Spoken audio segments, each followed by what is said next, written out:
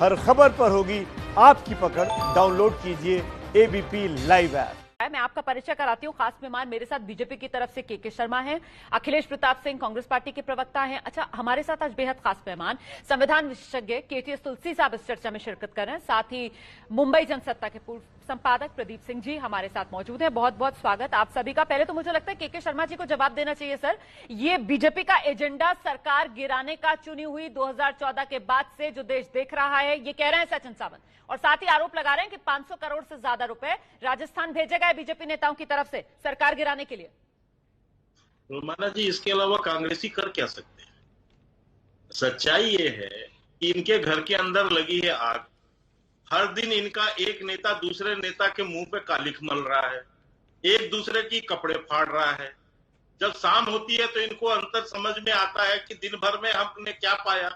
हमने ये पाया कि हमारा एक नेता दूसरे के मुंह में कालिख पोत लिया, दूसरा नेता तीसरे के मुंह में कालिख पोत लिया।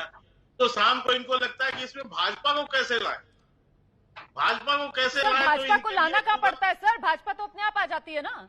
जब आप ही की पार्टी के नेता जो हैं वो खुले न्योते देते हैं सचिन पायलट को, और अभी देखिए ना कौन वकील पैरवी कर रहा है वहां पर। मुकुल रोहतगी हैं, हरीश साल्वे हैं।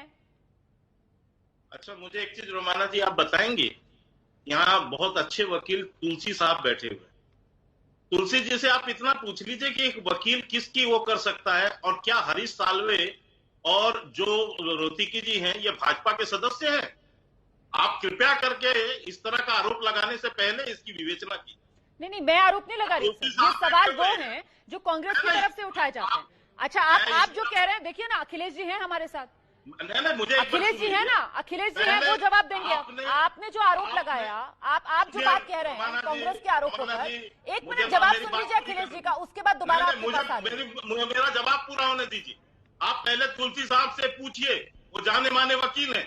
आप उनसे पूछिए कि क्या कोई वकील आप जिससे कहेंगे मैं उससे नहीं पूछूंगी ना। के शर्मा जी संयम के साथ आपने सवाल पूछा है, मैं जवाब ले रही हूँ। कैसे लगा सकती है? अरे भाई, मेरा नहीं कांग्रेस का आरोप है। मैं बार बार इस बात को दोहरा रही हूँ, आप बेसिक नहीं समझते हैं। अब सुन लीजिए आरोप। आइए अखिलेश जी, अरे सुन लीजिए ना आरोप क्या है, सुन लीजिए आरोप। अखिलेश जी आइए। शर्मा जी सुनिए, के शर्मा जी सुनिए, ये जो हरियाणा में जो विधायक रुके हैं सचिन पायलट जी के, ये किसकी हॉस्पिटैलिटी में रुके हैं? कौन उनको सुरक्षा प्रदान कर रहा है? कौन उनका आतिथ्य कर रहा है? बीजेपी करेगी? कोई आसमानी शक्ति कर रही है? छुपा है क्या? ये दोनों वकील किसके लिए काम करते रहे हैं अभी तक, और किसके खेमे के जाने जाते हैं, ये बताने की आवश्यकता है क्या? और तीसरी बात और बड़ी बात, प्लीज सुनिए, तीसरी बात और बड़ी बात, ये केंद्रीय मंत्री शेखावत जी का टेप वायरल हुआ है। पहले इनको बर्खास्त किया जाना चाहिए। केंद्र की सरकार स्पष्ट रूप से इस सब में लिप्तता दिख रही है, प्रूफ हो चुका है, एफआईआर तो हो चुका है। लेकिन जरा सा भी शर्म आया हो मोदी जी को तो उनके ऊपर इनको तुरंत मंत्रिमंडल से बाहर किया जाना चाहिए। लेकिन पता नहीं करेंगे कि नहीं करेंगे, क्योंकि मोदी जी की नीति है, जब से आए हैं उन्होंने लोकतंत्र को लूट तंत्र बना दिया है। जवाब लेती हूं। अगर जनादेश से नहीं सत्ता मिलेगी तो लूट के लेंगे, दबा के लेंगे, खरीद के लेंगे, राजपाल से लेंगे, ईडी के बल पे लेंगे, आईटी के बल पे लेंगे, सीबीआई के बल पे लेंगे। सुनिए तो अखिलेश जी, सुनिए तो। लेकिन सर, आप जो अभी इस्तीफा मांग रहे हैं, आपने महेश जोशी को सुना नहीं या नहीं सुना सर? वो कांग्रेस पार्टी के चीफ व्हिप है सर, और उनकी तरफ से ऑन कैमरा सर मेरे रिपोर्टर से जब बात की गई तो उन्होंने कहा कि हमने गजेंद्र सिंह का नाम एफआईआर में लिखवाया है। उन्होंने ये बिल्कुल नहीं कहा कि ये वही केंद्रीय मंत्री गजेंद्र सिंह है।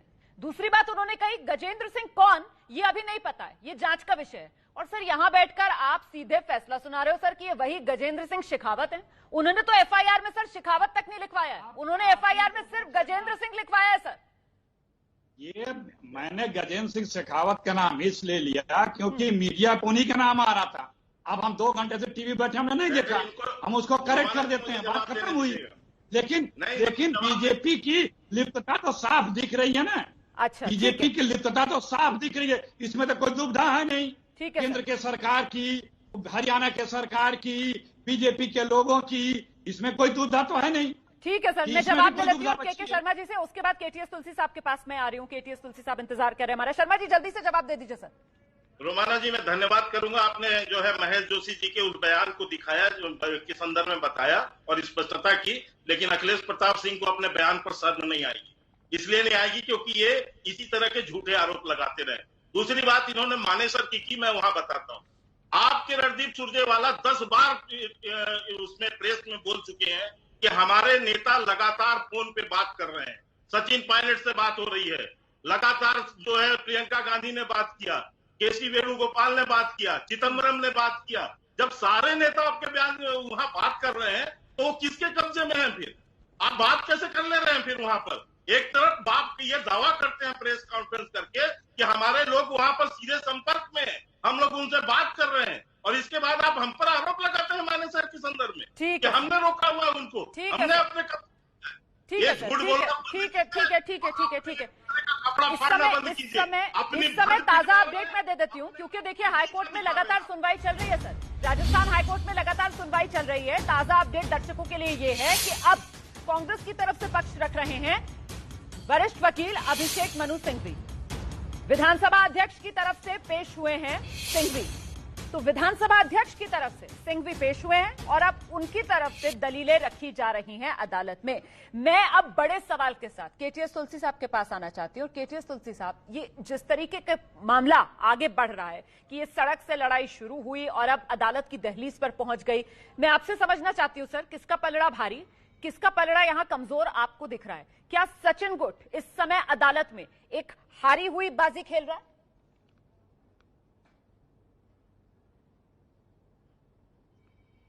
ये मेरे लिए कहना बहुत गलत होगा। कोर्ट के मामले में आउटकम प्रिडिक्ट करना ये एक बहुत बड़ी बेवकूफ़ी है। हम अदालत का फैसला आ जाए फिर उसके ऊपर विश्लेषण कर सकते हैं, मगर क्या फैसला होगा इसके बारे में कहना मुश्किल है, क्योंकि मैं कोर्ट में तो हूं नहीं जी, और डायरेक्ट जो इंटरेक्शन होता है बेंच का बार के साथ उसमें नहीं हूं। ठीक है। मैं ये समझता हूं कि कुछ भी फैसला हो जी, सवाल ये है कि कॉन्स्टिट्यूशनल मॉरलिटी कहां गई। और एक केस नहीं है, 10 केस से ज्यादा है कि कॉन्स्टिट्यूशनल मॉरलिटी को ताक पे रख दिया गया है। और जो खुलेआम जो भी पैसे का नाच होता है वो होता है या दुरुपयोग होता है एजेंसीज का। इनकम टैक्स की रेड कैसे हुई, कब हुई, क्या टाइमिंग था उसका, सबको मालूम है। अब उसके बारे में क्या कहा जाए कि सरकार जो है वो लेवल प्लेइंग फील्ड पे तो चले। आप सही कह रहे हैं। कॉन्स्टिट्यूशनल मॉरलिटी उसका कुछ ख्याल करें। आप महत्वपूर्ण बातों की ओर यहाँ पर ध्यान खींच तुलसी साहब, लेकिन मैं आपसे ये समझना चाहती हूँ सर कि ये जो पूरा मामला अदालत में पहुंचा, आप क्योंकि संविधान के जानकार हैं सर, आप बेहतर तरीके से मेरे दर्शक को बता पाएंगे कि भाई ये दलील दी जा रही है सचिन गुट की तरफ से कि स्पीकर ने जो नोटिस दिया है ना, ये तो बनता ही नहीं है, क्योंकि विप तो तभी लागू होती है अगर विधानसभा का सत्र चल रहा हो। यहां विधानसभा का सत्र तो चल नहीं रहा था, ये तो बैठक वो होटल में बुला रहे थे, तो यहां विप कैसे लागू हो जाएगी?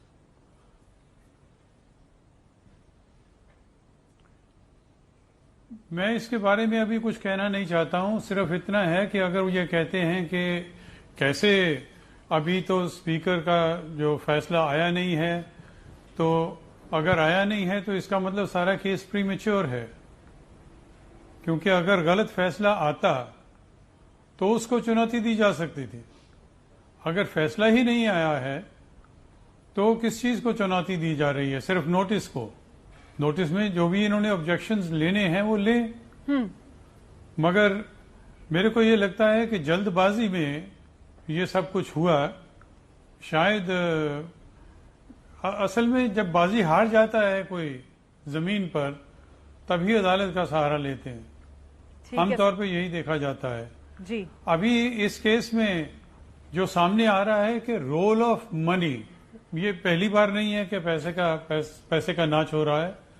पैसे का नाच हर केस में हुआ जहां पे ऑपोजिशन की सरकार को गिराया गया, और जो मर्जी फैसला आ जाए लोगों का, मगर सरकार तो केंद्र में जो पार्टी सत्ता में है उन्हीं की बनेगी।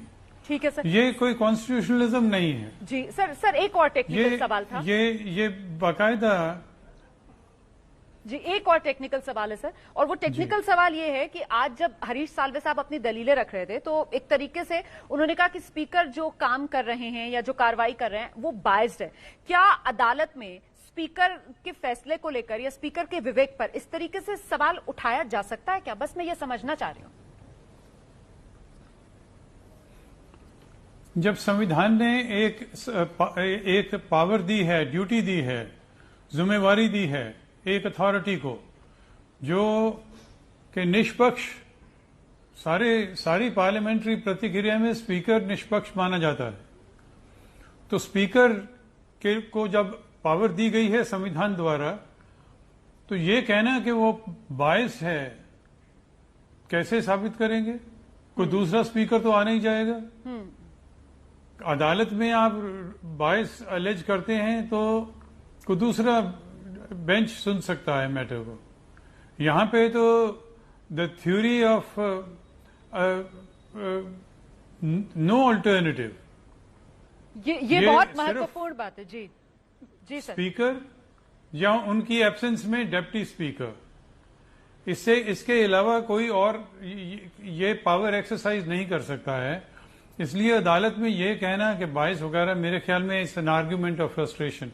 ठीक है सर, बहुत बहुत शुक्रिया इतनी क्लैरिटी देने के लिए इस पूरे टेक्निकल मुद्दे पर। मुझे लगता है दर्शक भी ये जानना चाह रहा होगा। ये वो तमाम दलीलें जिस पर मैंने जवाब लिया, ये दलीलें दरअसल दी जा रही हैं अदालत में। इसीलिए मैं केटीएस तुलसी साहब को आज संविधान की शपथ में लेकर आई, ताकि आप समझ पाएं कि आखिरकार ये मामला किस तरफ बढ़ता हुआ नजर आ रहा है। और एक बड़ी महत्वपूर्ण बात जो यहां पर तुलसी साहब ने कही कि भाई जब जमीन पर बाजी हारती हुई नजर आती है तो फिर कई बार नेता जो हैं वो अदालत का दरवाजा खटखटाते हैं। तो क्या इस मामले में भी वही हो रहा है? क्या यहां पर सचिन पायलट जो हैं वो कमजोर पड़ते हुए नजर आ रहे हैं और संख्या बल में दम दिखाते हुए क्या अशोक गहलोत ही नजर आ रहे हैं? इन तमाम मुद्दों पर चर्चा आगे बढ़ाएंगे।